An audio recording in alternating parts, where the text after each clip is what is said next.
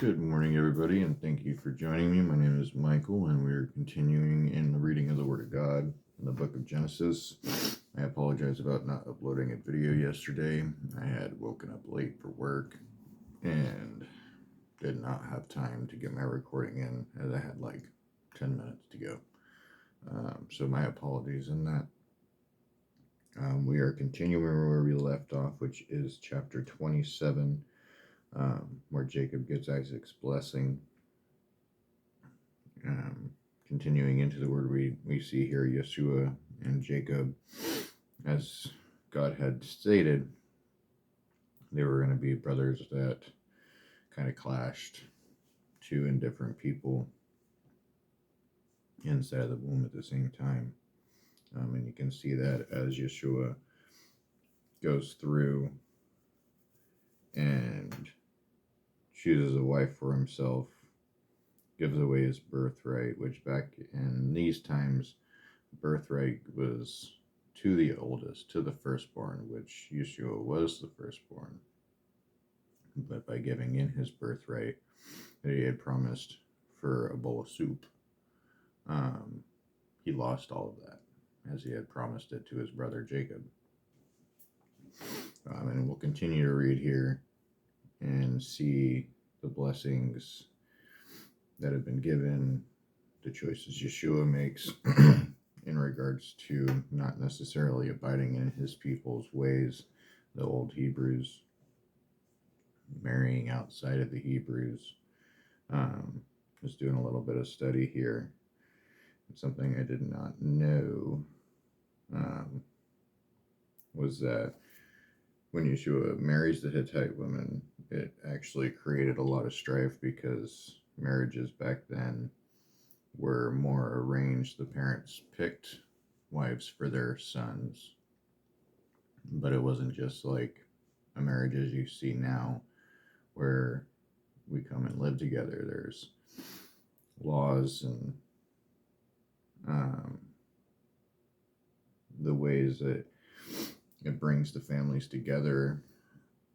But by Yeshua marrying a Hittite wife, it created a lot of strife and problems, as the Hittites did not go with the way that Abraham and Isaac had gone in the spiritual ways and following God. They were of their own way. So as we continue to read, just kind of pay attention for that, and we will continue to read. So again, we are in Genesis chapter 27. When Isaac was old and his eyes were so weak that he could no longer see, he called for Yeshua, his older son, and said to him, "My son."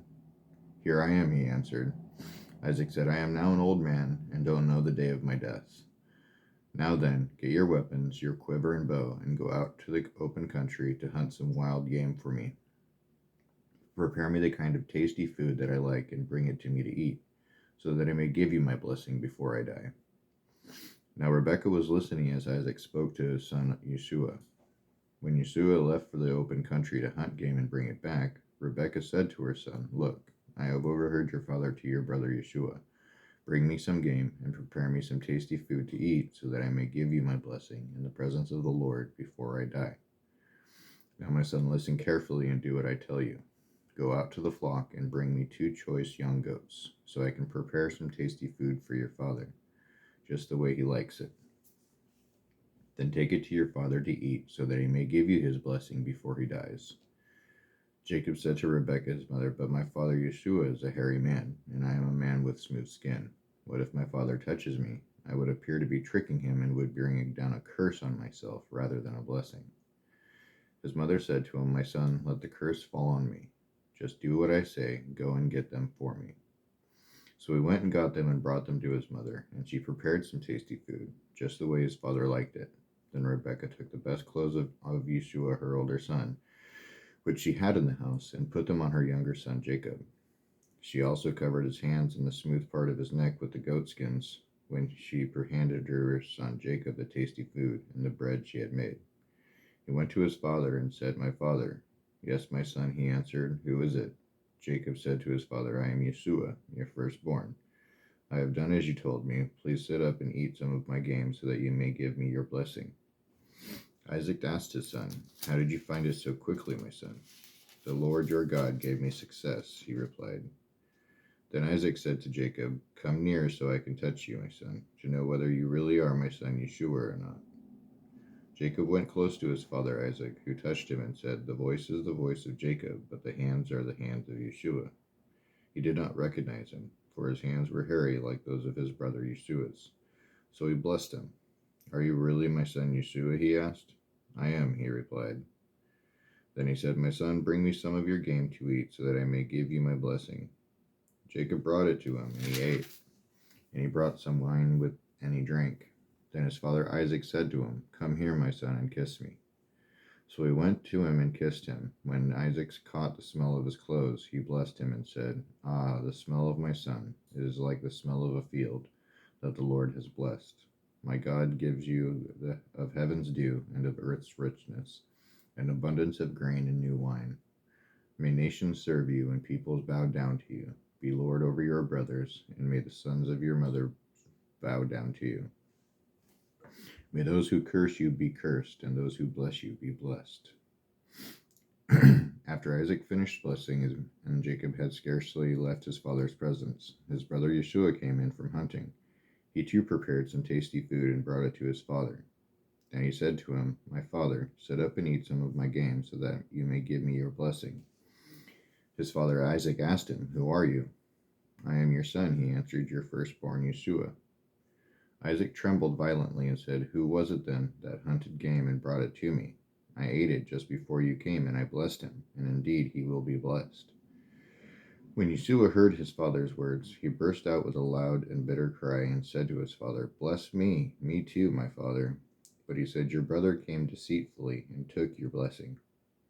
Yeshua said, "Isn't he rightly named Jacob? He has deceived me these 2 times. He took my birthright, and now he has taken my blessing." Then he asked, "Haven't you reserved any blessings for me?"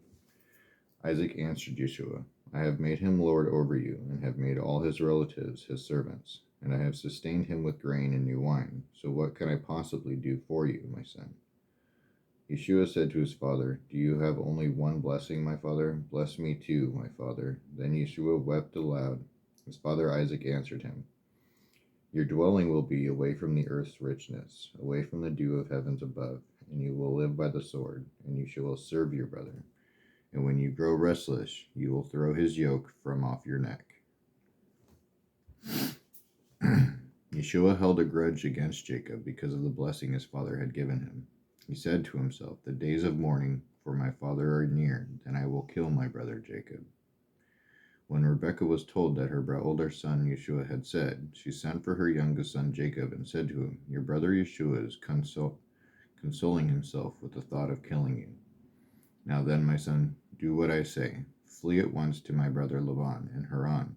Stay with him for a while until your brother's fury subsides. When your brother is no longer angry with you and forgets what you did to him, I'll send word for you to come back from there. Why should I lose both of you in one day?" Then Rebekah said to Isaac, "I'm disgusted with living because of these Hittite women. If Jacob takes a wife from among the women of this land, from Hittite women like these, my life will not be worth living." So Isaac called for Jacob and blessed him and commanded him, "Do not marry a Canaanite woman. Go at once to Padan Aram, to the house of your mother's father Bethuel. Take a wife for yourself there, from among the daughters of Laban, your mother's brother. May God Almighty bless you and make you fruitful, and increase your numbers until you become a community of peoples. May we give you and your descendants the blessings given to Abraham, so that you may take possession of the land where you now live as an alien, the land God gave to Abraham." Then Isaac sent Jacob on his way, and he went to Padan Aram, to Laban, son of Bethuel, an Aramean, the brother of Rebekah, who was the mother of Jacob and Yeshua. Now Yeshua learned that Isaac had blessed Jacob and had sent him to Padan Aram to take a wife from there, and that when he blessed him, he commanded him, "Do not marry a Canaanite woman," and that Jacob had obeyed his father and mother and had gone to Padan Aram. Yeshua then realized how displeasing the Canaanite women were to his father Isaac. So he went to Ishmael and married Mahalath, the sister of Nebaioth, the daughter of Ishmael, son of Abraham, in addition to the wives he already had. Jacob left Beersheba and set out for Haran. When he reached a certain place, he stopped for the night because the sun had set. Taking one of the stones there, he put it under his head, and lay down to sleep. He had a dream in which he saw a stairway resting on the earth with its top reaching to heaven, and the angels of God were ascending and descending on it. There above it stood the Lord, and he said, I am the Lord, the God of your father Abraham and the God of Isaac. I will give you and your descendants the land on which you are lying. Your descendants will be like the dust of the earth, and you will spread out to the west and to the east, to the north and to the south. All peoples on earth will be blessed through you and your offspring. I am with you, and will watch over you wherever you go. I will bring you back to this land. I will not leave you until I have done what I have promised you. When Jacob awoke from his sleep, he thought, surely the Lord is in this place, and I was not aware of it. He was afraid and said, how awesome is this place? This is none other than the house of God. This is the gate of heaven. Early the next morning, Jacob took the stone he had placed under his head and set it up as a pillar and poured oil on top of it. He called that place Bethel, though the city used to be called Luz.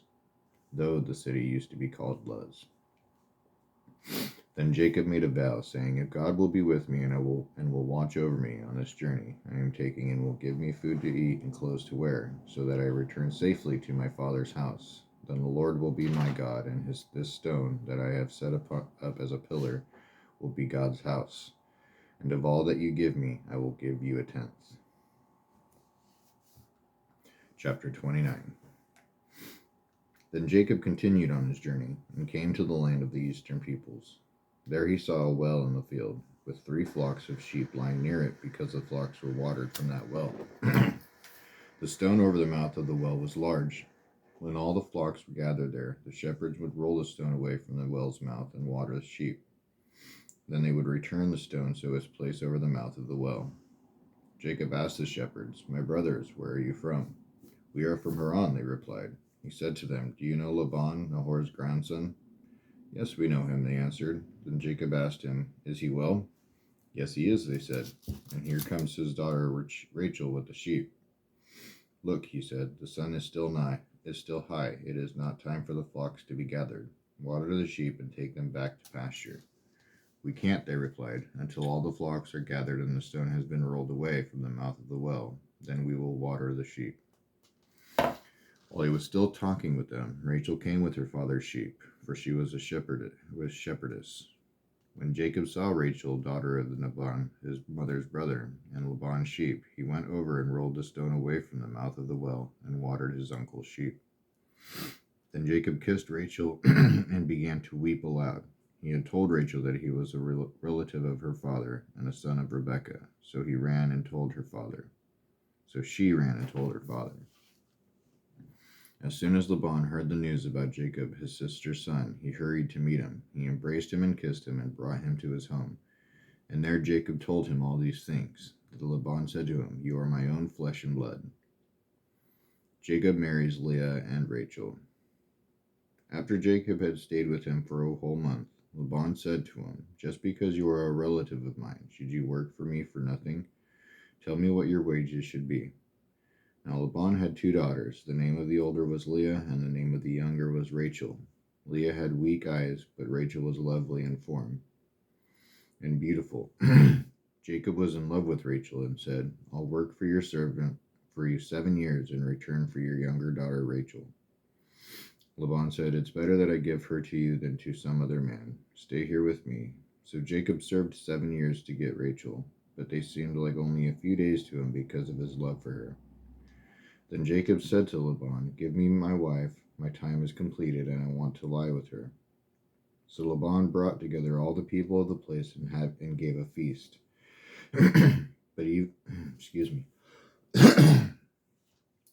But when evening came, he took his daughter Leah and gave her to Jacob, and Jacob lay with her. And Laban gave his servant girl Zilpah to his daughter as her maidservant.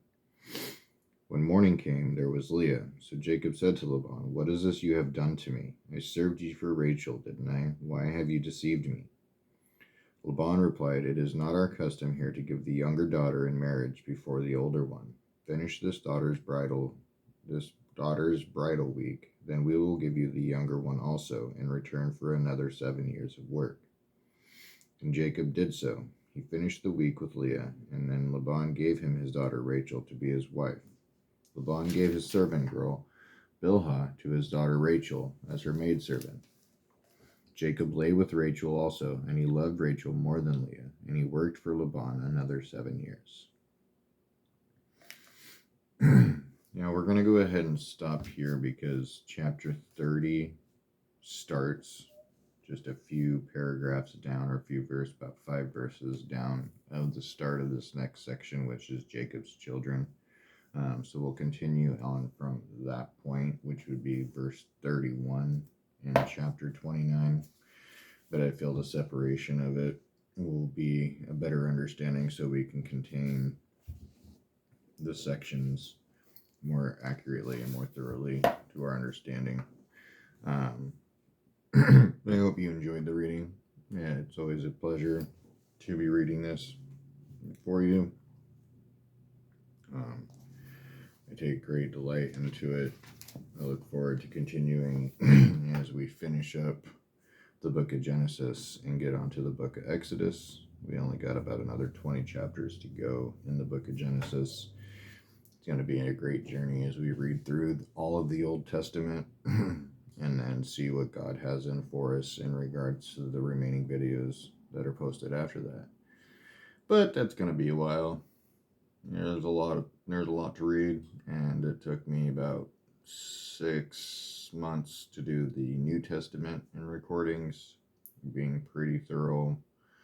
Not every single day that I was doing them, but it was pretty close.